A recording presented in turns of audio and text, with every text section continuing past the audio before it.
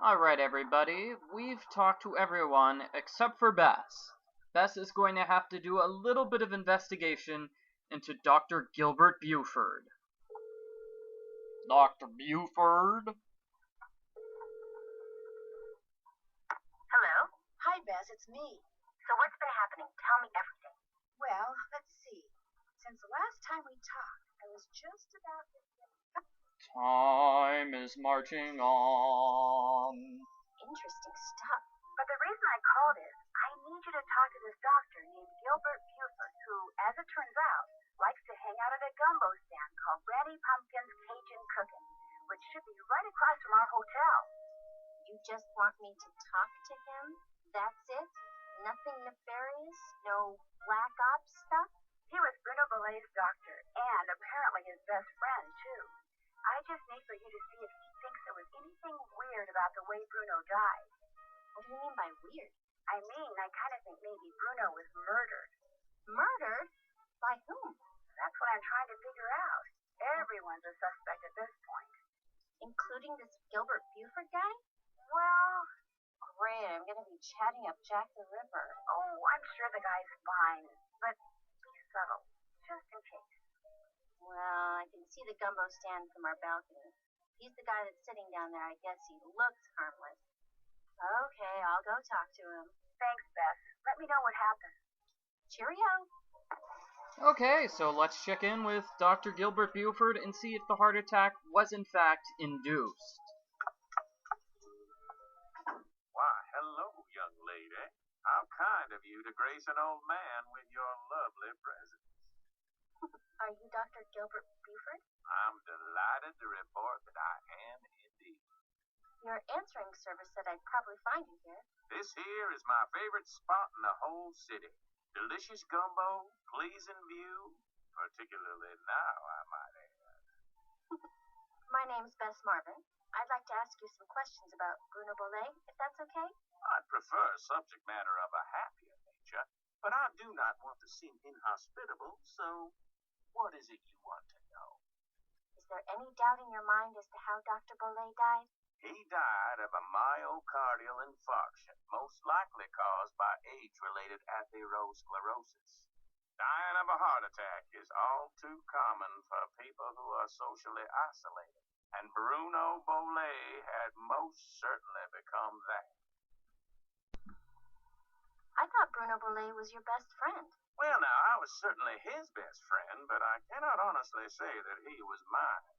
Fact is, while socializing with my fellow man, particularly with pretty young women such as yourself. Okay, I think Dr. Buford is getting way too flirty with Bess, considering the fact that he's like 3 to 4 times older than she is. Has always been a source of pleasure for me. Bruno was just the opposite. Unfortunately, the older he got, the more numerous his idiosyncrasies became, and the less concern about their negative effect upon others he became. Ah, so he was a loner, just like Henry. Dr. Bollay's housekeeper says you just happened to walk in just as he was having his heart attack. Is that true? Indeed it is. I hadn't seen him for a while, so I picked that day to pay him a visit. I walked up to the front door, found it unlocked as usual, opened it, and there he was, lying on the floor in obvious distress. The next thing I know, his housekeeper came running in and started shrieking and carrying on, until finally I sent her out of the room so she could summon an ambulance, and I could once again hear myself think. Let's see. Then I knelt down and saw that he wasn't breathing, so I pulled him away from the doorway so I'd have more room to work on him, and began chest compressions. I continued until the medics arrived, but nothing they did made a difference either. Why would he have a heart attack in the foyer? That's always been a bit of a puzzlement to me, too. Can you remember anything that might indicate what he was doing by the front door? I mean, had he just come in from a walk? Was he wearing a hat? Was he holding anything? Had he dropped something? An umbrella? Sunglasses? Wait a minute. Why, yes, he was holding something. A piece of paper. And on the floor next to him was an envelope. He must have collapsed while reading a letter. Maybe it was a very disturbing letter, which is what caused the heart attack. Do you know what happened to it? Now, I know the letter was no longer in Bruno's hand when the paramedics arrived, so perhaps he released the letter when I moved him. And yet, I do not recall seeing it on the floor when they wheeled him out the door. Iggy. What's Icky? Iggy. Iggy is an iguana Bruno befriended, then turned loose in his home. It soon developed the annoying habit of stealing paper and stockpiling it in the vent system. Did you see Iggy while you were tending to Bruno that day? No, but then I rarely ever saw Iggy. Moreover, it would not have been the first time a missing document ended up in Iggy's possession. Renee would periodically call me saying the lizard had absconded with one of Bruno's prescriptions and would I please write her up a replacement. In any case, Bruno once told me he was training Iggy, said he taught Iggy to retrieve the things it had stolen. Yes, and I think we can actually get Iggy to return that piece of paper. Maybe? That's a puzzle that Nancy will have to solve, not Bess. Do you think it's possible that Renee caused Dr. Bollet's death by, say, hoarding the pills from those missing prescriptions and giving them to him all at once? No. Had he died of an overdose of the medications I had prescribed, the manner of his death would have been quite different. But he died of a heart attack. Of that I am certain. However, I know for a fact that Renee is deeply involved in the practice of voodoo. And as Bruno's housekeeper, she had ample opportunity to use it against my poor old friend. Well, we do know for a fact that Renee has been practicing kudu spells on the house, so I guess that's a possibility. You mean hoodoo really works? Young lady, never, ever underestimate the power of suggestion. If a person believes in something, even on a subconscious level, fantasy can easily become fact. And who knows what rubbish Renee filled Bruno's mind with? Drink this, don't eat that, this brings good luck, that brings bad, day in and day out. Even if he said he didn't believe a word of it, who knows how much his subconscious was absorbing? He was very old and vulnerable. So could Renee have caused Bruno to have that fatal heart attack? There's not a doubt in my mind she could indeed. Did they do an autopsy on Dr. Bollet? No. Given Bruno's advanced age and the absence of any indication of foul play, an autopsy was deemed unnecessary, and the body was cremated according to Bruno's wishes. Did Dr. Bollet ever say anything to you about owning a crystal skull? Why, yes. Yes, he did. In fact, he showed it to me once. Said it had magical powers. Said owning it was going to allow him to live forever. I thought it was utter nonsense and told him so.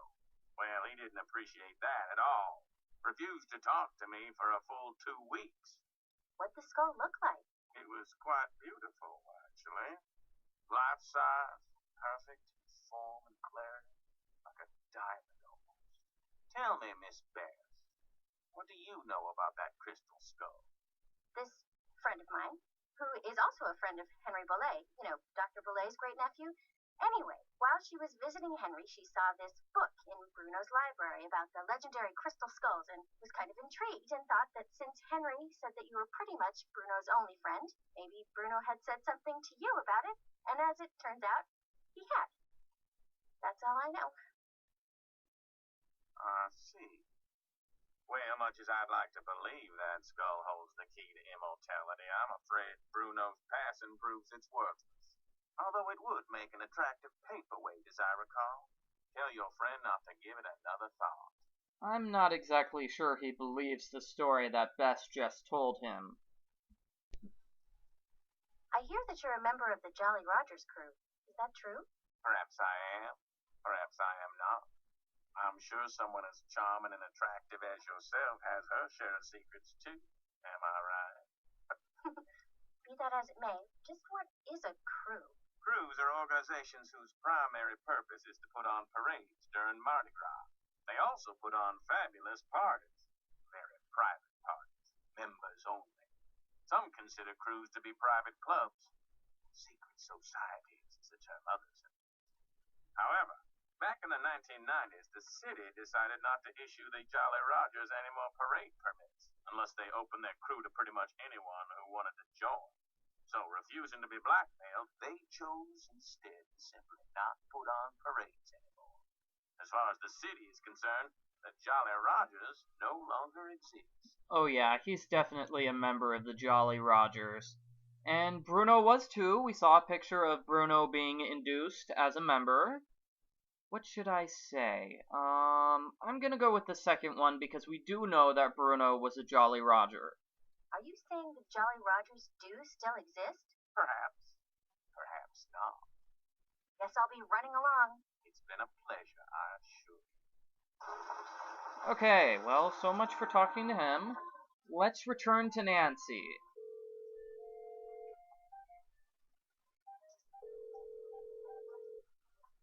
Hello, Bess here. Oops. Looks like Dr. Buford decided he's had enough gumbo. He's not at Granny Pumpkins anymore? Nope. But here's what else I've learned since I talked to him. Time is marching on. And that's all she wrote. Excellent. Thanks for the report. Stay in touch. See ya.